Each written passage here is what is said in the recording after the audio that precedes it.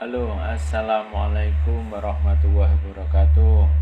Rekan-rekan, my brother, selamat bertemu kembali.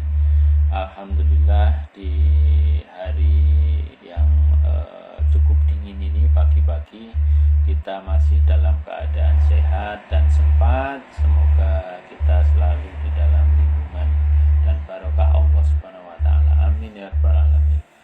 Ada satu hal yang ingin saya sharingkan, ya, kita sifatnya sharing, yaitu terkait dengan kita belajar dari Al-Quran, ya, hubungannya dengan hak dan kewajiban. Tapi kita belajarnya untuk mempelajari hak dan kewajiban itu lewat Al-Quran, ya. Jadi di dalam konsep Islam, terkait dengan Al-Quran ini adalah sesuatu hal yang penting untuk kita lihat. Al-Quran ini adalah wahyu yang diberikan Allah kepada Rasulullah, Nabi besar Muhammad SAW, untuk bisa disampaikan kepada umat Islam atau umat sedunia, tentu pada alam sedunia. Jadi tidak hanya manusia, tapi seluruh alam ini dalam konteks Islam penting kita belajar melalui Al-Quran ini. Terkait dengan hak dan kewajiban tadi, kita bisa belajar dari proses konsep Islam, bagaimana kita membaca Al-Quran dari unsur bacaannya, bahwa ternyata ketika kita membaca Al-Quran itu tidak hanya sekedar melihat tajwidnya, tidak hanya sekedar melihat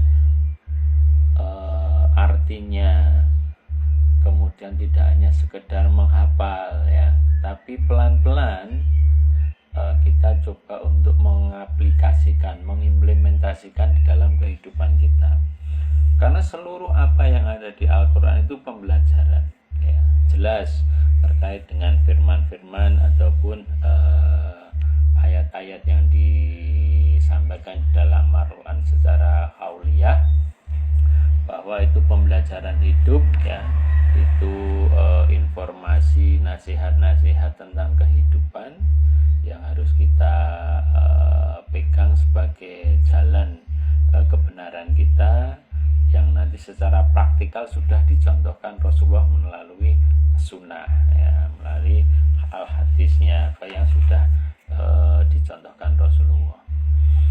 Terkait dengan menghafal Al-Quran itu penting, karena kita dengan menghafal jadi lebih mudah untuk masuk pada wilayah memahami konteks isiannya, ya, kita lebih jadi mudah, dan itu setiap huruf yang dibaca itu memiliki pahala. Nah, ketika berhubungan dengan hak dan kewajiban tadi, yang ini saya sampaikan adalah ketika kita membaca Al-Quran, di sana ada huruf-huruf yang secara tajwid, ya, itu memiliki hak untuk dibaca, dihadirkan.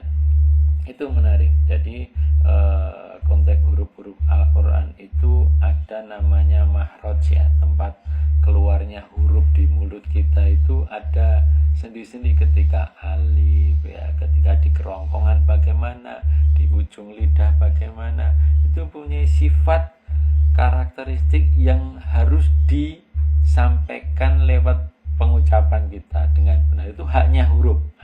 Haknya huruf itu yang harus kita pelajari. Nah, belum bisa gimana, ya, kita belajar pelan-pelan. Kita belajar pelan-pelan saja sudah pahalanya banyak, tapi ada usaha di sana. Kemudian juga ternyata di sana itu, di Al-Quran itu ada satu pembelajaran, ada huruf yang sifatnya hadir tapi tidak dibaca secara khusus kehadiran huruf itu, namanya huruf dhaifah, ya. Huruf dhaifah itu seperti dalam kata ulaika, ya, itu ada huruf u-nya itu agak panjang karena ada wawu di sana. Wawu itu tidak dibaca, tapi sebagai tanda lebih dibaca panjang U-nya untuk domahnya ya. Kemudian ada yang huruf ya untuk membaca panjang I-nya untuk kasroh kan gitu. Nah, kemudian ada alif yang tidak dibaca tapi untuk panjang untuk fathahnya. Itu kalau huruf-huruf itu tidak ada, keindahan bacaannya juga berbeda. Nah, ini ternyata huruf dhaifah ini yang itu tidak dibaca sebagai huruf bakunya, tapi penting untuk dihadirkan sebagai penyeimbang dan estetika bacaan. Dan otomatis itu ada maknanya lagi di wilayah pemaknaan tafsir Al-Qur'annya ketika berhubungan dengan tajwid dan bahasa yang disampaikan di ayat itu. Ya, kalau kita tarik dalam kehidupan, maksudnya adalah implementasi dalam kehidupan, kita bisa belajar bahwa ternyata di dalam kehidupan ini juga terjadi seperti itu. Kadang di dalam masyarakat atau keluarga kita ada hal-hal yang tidak penting tapi itu ada. Tidak kita gunakan, tapi itu ada. Nah, itu kita hargai keberadaannya. Umpama dalam masyarakat kita itu ada orang gila, ya, ada orang gila, orang waras kan gitu ya. Itu secara konsep sosial mungkin pendapatnya atau apa, sepertinya kita sampingkan, seolah-olah seperti itu. Nah, kalau kita belajar dari Al-Quran tadi, kehadiran mereka itu penting untuk kita belajar menghargai. Mereka punya hak, kita punya tanggung jawab. Mereka punya tanggung jawab, kita juga memberi haknya itu. Kita hargai sebagai makhluk sosial. Oh, orang itu tidak bisa makan. Oh, orang itu kita sebagai makhluk sosial memberi makan. Kita membantunya. Dan ada hal lain di dalam membaca Al-Quran juga ada hak dan kewajiban. Di dalam Islam kita memegang Al-Quran, kemudian membaca Al-Quran, lebih baik berwudu. Tapi umpama tidak berwudu juga tidak apa-apa. Ya, jadi ada konsepnya antara yang lebih baik dan boleh, kan gitu ya. Membaca Al-Quran boleh ketika tidak harus wudu, tetapi lebih baik wudu dulu, kan gitu. Nah, kemudian ketika membaca tiba-tiba perut kita sakit. Ya, perut kita sakit. Tiba-tiba kita mau kentut, ya udah, itu ada hak kentut itu di dalam membaca Al-Quran, itu diberi hak. Ketika kita membaca mau kentut, berhenti dulu membacanya, kentutnya dikeluarkan dulu sampai selesai, sampai perut enak, kemudian kita lanjutkan membaca.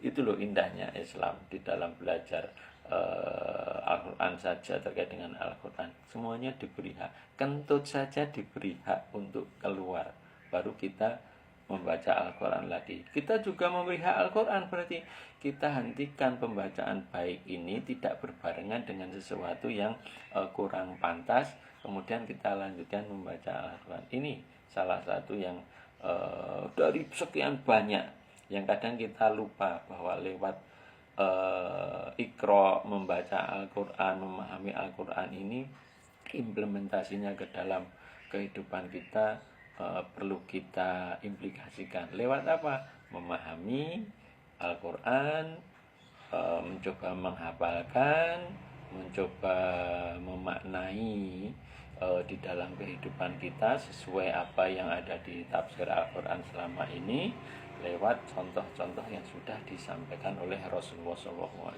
Ini contoh kecil, dan kita pelan-pelan untuk bisa mengimplementasikan itu, karena salah satu bentuk Shiratal Mustaqim itu ya lewat Al-Quran ini ya.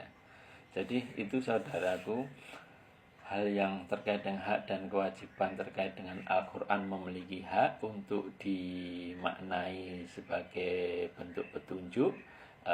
Kemudian cara mempelajarinya, kita juga punya hak dan kewajiban bagaimana caranya. Dan kemudian adalah ada wilayah yang harus kita implementasikan setelah kita tahu dalam kehidupan masyarakat, yaitu apa?